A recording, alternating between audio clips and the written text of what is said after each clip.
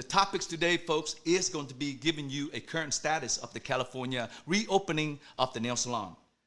2, AB5. You guys know what the hell AB5 is, folks? You know what AB5 is? I did not know until last year, okay, when Jaime Schrabeck texted me about AB5. What the hell do I want to know about AB5? But folks, you want to know about AB5, trust me, you're going to want to know about AB5, all right? Especially if you live in California. And if you don't live in California, you still want to watch this because potentially it could affect your state too. All right, here we go. And then, of course, the last topic we're going to be discussing about is the compliance and deregulation. Once again, Jaime, thank you so much for joining us. You guys cannot see it, but I have your logo right here, your name, title, it pops up.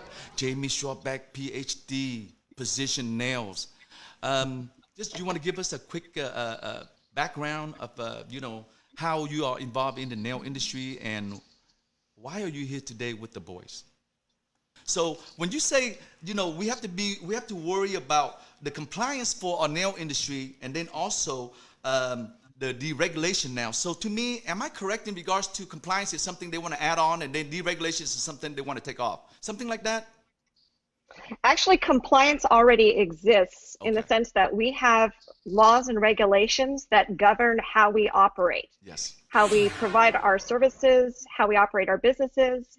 It has to do with all the laws and regulations that come from either the state or federal government. Yes. So we have to concern ourselves not just with the laws of our state boards, which in our case is California's Board of Barbering and Cosmetology, but we have to worry about labor law. We have to worry about tax law. If we have employees, we need to worry about OSHA. Okay. It's just a lot. It's a lot to understand, and I'm so grateful that you have a lawyer here, and you always do, because that's where you shouldn't have to be a lawyer to understand it. You shouldn't have to hire a lawyer to understand it, but that's where we are. We're responsible for it. When we get our license, when we open up a business, we're responsible for all those laws, whether we understand them or not. So compliance is following the law. There are efforts to deregulate our industry, and by deregulate, that means take away the requirement to have an occupational license to do our work. Okay. So if you think of all the different industries that require licensure, so that could be contractors, that could be real estate agents, that could be lots of different types of work. Wow. Ours happens to be one of the easiest to get into, and because we're considered, and I hate using these words, it's horrible, because they think that we're an easy target for starting the deregulation process. Those who really want smaller government, don't want the government involved in business, can look at the beauty industry and think, well, this is easy. We can take away the license. We don't need a license for people to cut hair, for example, because you could cut your own hair at home. Everyone knows how to shampoo their hair. How hard can it be? How dangerous is it? It's a slippery slope if we allow parts of our industry to be deregulated. So that's why even if it's targeting a different part of our industry, for example, barbering, I am always going to fight to make sure that we can maintain the integrity of our license. Got it. That our license actually means something. Yes, it does. Mike, any thoughts on it? No, I actually agree with Jaime on this issue. I do not believe that states should start to deregulate and allow anyone just to enter the service sector. There are minimum standards, a certain amount of education that you need, a certain amount of practical skills you need, training that you need. Yes. Because ultimately, at the end of the day, the people who trust the licensed professionals are the customers, right? And so customers need to know that, hey, you've gone through a certain amount of training. It's not just polishing someone's nails. They're actually, doing such the type of work you could actually harm someone. Got it. And in all occupations, just like what I do with law, right? There's a minimum standard that we have to follow so that we don't hurt our clients. Some of that confusion comes from not understanding who has the authority here. So in reopening the state, the governor first had to issue guidelines, and those guidelines are issued through the California Department of Public Health. Got it. In collaboration with Cal OSHA. Okay.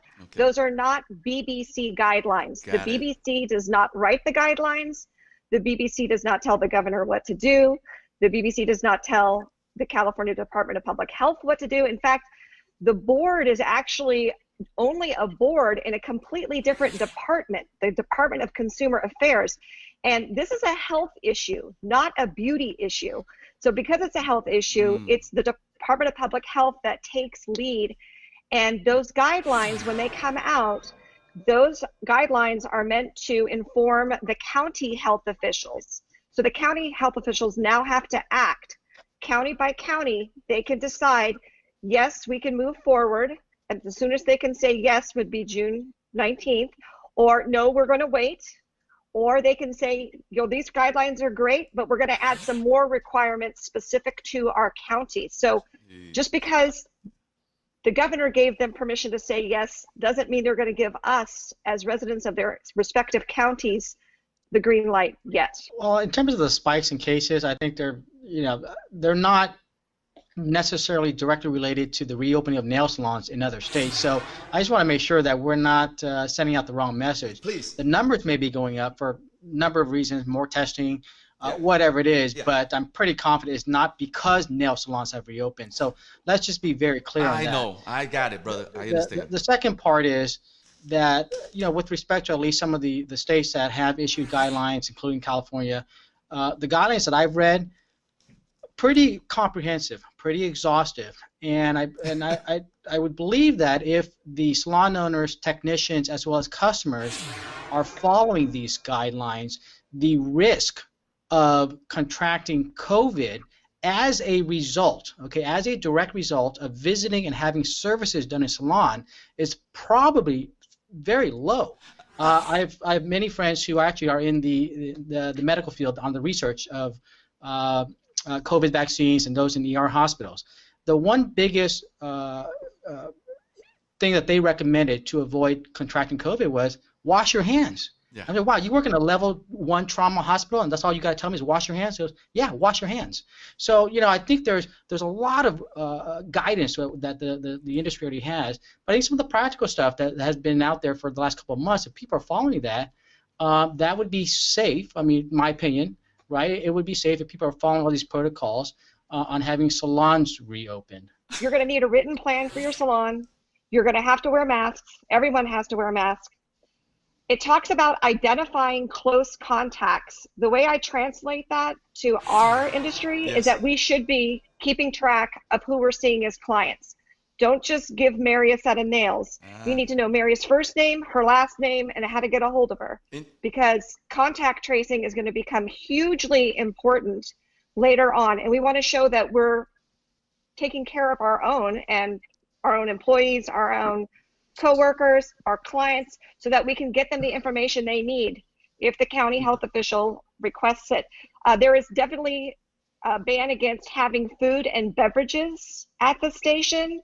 The amenities have to be taken away, so no magazines or shared things like that. The customer must wear a mask. They also use another word, should. Oh, should is you should do it, but if you don't do it, what do you? Is there any reinforcement law-wise? And that is my whole question. And the English speaker, maybe you understand the word should more than I do, but they also use another word. Recommend. Should consider. Oh, should consider. Should consider. Yes. You should consider, but you may not have to. You may not should. That is the most blurry word. Should consider. So AB 5 is a law that went into effect on January 1st of this year. AB 5 was meant to codify a California Supreme Court decision called Dynamex. So when you see Dynamex, that's what this is referring to. Dynamex applied to one part of the law, but in order for us to employ people, lots of different laws get affected. Laws about workers' comp, laws about hours, meal breaks, lots of different laws go into labor law. So AB 5 was an attempt to make sure that that ruling applied everywhere that it needed to. Well, of course, not everyone wanted to abide by Dynamex. I think I would punt to Mike to explain a little bit more what that is if your audience is not familiar with Dynamex. However, as it boils down, you are either an employee or you're the owner. There's like no in between. There's like no independent contractors. So you think that affects everybody. It's not just about the beauty industry. It affected everybody. So when AB5 was introduced, powerful groups, doctors, real estate agents, insurance agents, everyone was scrambling to get exempted from the Dynamex decision. They did not want to be forced to be employees. So if you can imagine a real estate agency working with employees, those are commission people. They don't get paid an hourly or a salary wage. So in that process, the beauty industry wanted to get exempt. And as it goes through the process of becoming a law, lots of different versions get written. The first version that we saw where we were mentioned only was going to allow people who did hair to be exempt. Got it. And just hair. So no skincare, no nails. You guys would have to be employees. You could not be booth renters anymore. And that's not fair, obviously. And it doesn't apply to us because in California, we don't have anything such as a hair-only license. We have a cosmetology license that covers hair, skin, and nails. So it wasn't even going to be practical, right? So at that point, I started fighting because I think that any law that applies to one part of our licensed population, in this case, if we're only going to allow hair, needs to apply to everybody. They have to treat all of us the same because, as we also know, there's no such thing as a nail salon license or a barber shop license. It's an establishment license. There's only one kind of license for the facility. And once you have that license, you can offer any of the services that are covered by the BBC as long as the individuals providing the service have their own individual licenses that allow them to provide those services. So we started fighting, and it was not easy. We were able to convince the author, who was Lorena Gonzalez, an assembly person from San Diego, that skincare should be allowed, but no way did they want to allow nails. Wow. Because we have, I again cringe to say this, but we have earned a reputation for not being compliant. We have earned a reputation for exploiting workers. We've earned a reputation for not compensating them the right way or misclassifying them, and then perhaps even wage theft and all of these things. When we get a reputation for something, that's what the legislators are acting on. They're acting on our reputation because that's what they know. So fighting, and at the last minute, actually over Labor Day weekend, the ability to convince the author to please include us in the exemption so we as nail professionals can booth rent if we want to.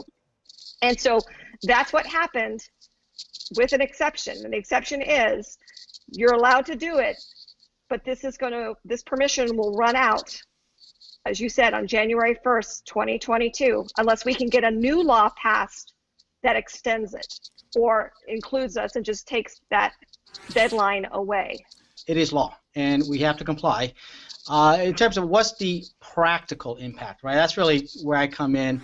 What is the practical impact? Well, first, if you don't comply, you're going to get a lawsuit, right? Bottom line, you get a lawsuit.